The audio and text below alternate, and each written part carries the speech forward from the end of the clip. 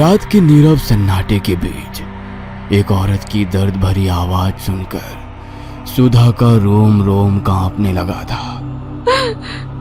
ये किसके रोने की आवाज आ रही है? आज तो अस्पताल में कोई मरीज भी भर्ती नहीं है और वो कमरा तो वैसे भी बंद रहता है। सुधा का दिमाग कहता था कि उस कमरे में किसी के होने की कोई संभावना नहीं है, लेकिन दिल जानता था कि आखिर ये आवाज है किसकी। लड़खड़ाते हुए धीमे कदमों से सुधा कमरा नंबर 9 की तरफ बढ़ने लगती है। कमरे के बाहर पहुंचकर वो दरवाजे में लगे शीशे से अंदर झांक कर देखती है तो उसे वहां कोई नजर नहीं आता। सुधा के वहां पहुंचते ही रोने की आवाज भी बंद हो गई थी।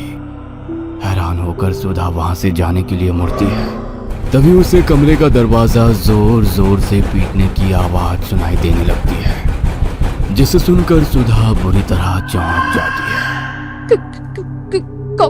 कौन है वहाँ? कौन है? सुधा के पूछते ही एक बार फिर से किसी औरत के बुरी तरह से रोने चिल्लाने की आवाजें सुनाई देनी शुरू हो जाती है। एक तरफ दरवाजा पीटने की धम धम, दूसरी तरफ वो डरावनी रोती हुई स्त्री की आवाज। सुधा दौड़ते हुए डॉक्टर राघव के कैबिन की ओर जाने लगती है, लेकिन अचानक सुधा को महसूस होता है कि राघव के कैबिन के बाहर कोई औरत काला लबादा पहने खड़ी उसे ही घूर रही है। कौन हो तुम? क्या चाहिए तुम्हें?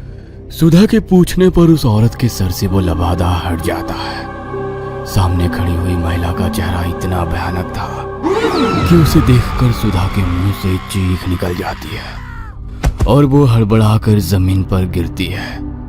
उस औरत का चेहरा नहीं, राख की एक धुंधली आकृति थी जो सुधा के चीखते ही हवा में मिलकर वहां से गायब हो गई थी। सुधा की चीख सुनकर डॉक्टर राघव अपनी कैबिन से बाहर आ जाते हैं। क्या हुआ सुधा, तुम्हें नीचे कैसे गिर पड़ी? डॉक्टर यहाँ कुछ था। अभी यहाँ कोई खड़ा हुआ था जो मेरे देखते ही देखते राख बनकर हवा में गायब हो गया। कमाल करती हो तुम। कौन होगा यहाँ? जानती हो ना, इस गांव के लोग अस्पताल में इलाज कराने नहीं आते। पिछले 10 दिनों से हम अकेले ही तो पूरी रात बिता रहे थे, फिर इतनी रात को कौन होगा यहाँ? सुधा की आंखों ने जो देखा वो चाह कर भी उसे भूल नहीं सकती थी। आप मेरी बात पर यकीन करिए डॉक्टर, यहाँ कोई था, मैंने अपनी आंखों से उसे देखा। अच्छा आप एक बात बताइए, आपने किसी औरत के रोने की आवाज नहीं सुनी? मैंने खुद अपने कानों से उसके रोने की आवाज सुनी और जब मैं कमरा नंबर 9 के पास गई तो वो आवाज अचानक से बंद हो गई। आसपास घना जंगल है, जरूर किसी जंगली जानवर के रोने की आवाज सुनी होगी तुमने। घबराओ नहीं, मुझे ऐसा लगता है तुम्हें आराम की जरूरत है। मैं ड्यूटी पर हूँ, कोई मरीज आएगा तो मैं अटेंड कर लूंगा, तुम चिंता मत करो। सुधा हॉस्पिटल से निकलकर कुछ ही दूर पर बने अपने कमरे की ओर जाने लगती है कि तभी उसे किसी के कदमों की आहट सुनाई देती है। सुधा पीछे मुड़कर देखती है, तभी एक तेज हवा का झोंका आता है और सुधा के खुले मुंह से काली राख उड़कर उसके मुंह में चली जाती है। कुछ पलों के लिए सुधा की आंखों की पुतली काली पड़ जाती है और फिर अगले पल नॉर्मल रंग में आ जाती है। सुधा अपने कमरे में जाकर आराम करने लगती है। अगली सुबह नर्स सुधा और डॉक्टर सृष्टि अस्पताल पहुंच जाती हैं। आज पहली बार गांव के लोग एक 14-15 साल के लड़के को लेकर अस्पताल में आते हैं। डॉक्टर साहब देखिए ना, क्या हो गया है मेरे बच्चे को। अचानक ही पूरा शरीर नीला पड़ने लगा, इसका आंख ही नहीं खोल रहा है। हम तो जतन करके थक गए, अब बस आपसे ही उम्मीद है। आप बिल्कुल भी चिंता मत करिए, मैं अपनी तरफ से पूरी कोशिश करूंगा। राघव बच्चे दिनेश को अस्पताल में भर्ती कर लेता है और सृष्टि और राघव मिलकर उसका इलाज शुरू कर देते हैं। राघव, इस बच्चे की कंडीशन मुझे तो कुछ ठीक नहीं लग रही। ना तो किसी जहरीले जानवर के काटने का शरीर पर कोई निशान दिखाई दे रहा है और ना ही ऐसा लगता है कि इसने कोई जहरीली चीज खाई हो। फिर अचानक इसे हुआ तो क्या हुआ? मुझे भी कुछ समझ में नहीं आ रहा। फिलहाल आज रात के लिए इसे अंडर ऑब्जर्वेशन रखते हैं। अगर सुबह तक भी कुछ आराम समझ में नहीं आया तो इसे शहर रेफर कर देंगे। रात घेर आई थी। राघव और सृष्टि आज ड्यूटी पर थे। देर रात गए अचानक बेहोश पड़े दिनेश के शरीर में हलचल शुरू हो जाती है और वो किसी जिंदा लाश की तरह अपने बिस्तर से उठकर तन कर खड़ा हो जाता है, जिसे देखकर सृष्टि चौंक जाती है। लेट जाओ, मुझे देखने दो मुझे। तुम ठीक तो हो ना? सृष्टि स्टेथोस्कोप लेकर दिनेश के सीने पर लगाती है। तभी दिनेश एक जोरदार धक्का देकर सृष्टि को दूसरी तरफ धकेल देता है। क्या हुआ तुम्हें? दिनेश, तुम ठीक तो हो ना? मैं तुम्हारे पेरेंट्स को बुलाती हूँ। Calm down please. अभी तक दिनेश को अपने पेशेंट की तरह ट्रीट कर रही सृष्टि अचानक ही उसकी आंखों की तरफ देखती है तो उसके पूरे बदन में मानो जोर-जोरी दौड़ जाती है। दिनेश की आंखें बहुत ही डरावनी नजर आ रही थी। उसकी आंखों की पुतलियां पूरी तरह काली हो चुकी थी और चेहरा इतना भावहीन था जैसे कोई मुर्दा अपनी चिता से उठकर खड़ा हो गया हो। एकाएक वार्ड में लटकी पुरानी ट्यूबलाइट झपकने लगती है और कमरे में सीलन की तेज बदबू फैलने लगती है। ये सब क्या हो रहा है? क्या हो रहा है यहाँ पर? दिनेश, ये तुम क्या कर रहे हो? लेकिन तुम ये कर कैसे सकते हो? सृष्टि के इतना कहते ही दिनेश घूर कर सृष्टि को देखने लगता है और अपने हाथ सृष्टि की गर्दन की ओर बढ़ाकर उसकी ओर आने लगता है। सृष्टि डर के मारे जोर जोर से चिल्ला रही थी कि तभी नर्स सुधा कमरे में आ जाती है और दिनेश की गर्दन पकड़कर उसे दीवार में दे मारती है। दिनेश जमीन में गिर चुका था और उसके सर से खून बह रहा था। दिनेश के सर से खून बहता देख सिस्टर सुधा किसी जंगली जानवर की तरह अपने हाथ और पैरों पर चलते हुए दिनेश तक पहुंचती है और उसके सर से बह रहे खून को बुरी तरह से चाटने लगती है।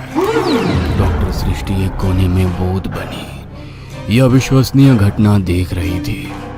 अगले ही पल मानो नर्स सुधा पर कोई वहशी जानवर हावी हुआ हो और उसने दिनेश का हाथ मरोड़कर कंधे से अलग कर दिया। डॉक्टर होने के बाद भी यह विभत्स दृश्य देखकर सृष्टि की आंखों के आगे अंधकार छा गया और वो अपने होश खो बैठी थी। कुछ देर बाद होश आया तो राघव सृष्टि को घेरे बैठा था। सृष्टि, क्या हुआ था वहां? और वो लड़का, उसकी मौत कैसे हुई? और वो सुधा कहाँ चली गई? राघव की बात सुनकर सृष्टि रोते हुए उसे कमरे में हुई सारी घटना के बारे में बताने लगती है, जिसे सुनकर डॉक्टर राघव सन्न रह गया था। राघव एक अमीर पिता की इकलौती संतान था। चाहता तो पिता की दौलत पर जीवन भर राज कर सकता था, लेकिन उसने पापा के बिजनेस से जुड़ने की बजाय कड़ी मेहनत करके एक डॉक्टर बनने की इच्छा जताई। नियति ने अपना खेल शुरू कर दिया था। पिता सिंघानिया बेटे राघव के लिए एक बहुत बड़ा अस्पताल बनाकर तैयार करना चाहते थे, लेकिन राघव उसने कुछ और ही सोच रखा था। Are you sure Raghav? तुम वाकई उन आदिवासियों के बीच जाकर उनका इलाज करना चाहते हो? देखो, समाज सेवा के बारे में सोचना और रियल में उसके लिए अपनी पूरी लाइफ को दांव पर लगा देना, ये दो अलग अलग बातें होती हैं। गोल्ड मेडलिस्ट हो तुम। पीजी करने के बाद अगर तुम चाहोगे तो बड़े से बड़े अस्पताल में प्रैक्टिस करके लाखों रुपए कमा सकते हो। मुझे पैसे कमाने के होते ना सृष्टि, तो मैं पापा का बिजनेस भी ज्वाइन कर सकता था। मेरी लाइफ का कुछ अलग ही पर्पस है। सिर्फ पैसे कमाने में मैं उसे बर्बाद नहीं करना चाहता। बड़ी बड़ी बातें करने वाले तो मैंने बहुत देखे हैं राघव। तुम पहले इंसान हो जो सच में इतने बड़े खानदान का बेटा होकर भी उस बीहड़ में अपनी जिंदगी कुर्बान करने जा रहे हो। इतना कहकर सृष्टि कुछ पलों के लिए शांत हो गई थी। Don't be sad Srishti, I understand. तुम्हारी फीलिंग्स की रिस्पेक्ट करता हूँ, लेकिन मैं यही चाहता हूँ कि तुम अपनी जिंदगी में आगे बढ़ो। मेरा इंतजार मत करना, मैं लौट कर नहीं आऊंगा। और मेरा यकीन करो, मैंने ऐसा एक पल के लिए भी नहीं सोचा कि तुम अपनी पूरी जिंदगी दांव पर लगाकर मेरे साथ आओगी। सृष्टि और राघव ने 2 साल पहले मेडिकल में अपना पीजी कंप्लीट किया था। दोनों ही काबिल डॉक्टर बन गए थे। पिछले 8 सालों से पढ़ाई के दौरान दोनों साथ में थे, लेकिन पढ़ाई पूरी करने के बाद राघव ने कहा कि वो अपनी सारी जिंदगी उन लोगों के लिए डिवोट करना चाहता है जिनके पास आज भी मेडिकल फैसिलिटीज के नाम पर कुछ भी नहीं है। तुम किसी भी गांव में जाकर सोशल सर्विस कर सकते हो। ये आदिवासी गांव ही क्यों? मैंने सुना है ये आदिवासी लोग बड़े खतरनाक होते हैं इनकी अपनी कुछ प्रैक्टिस होती है और ये उसी पर भरोसा करते हैं।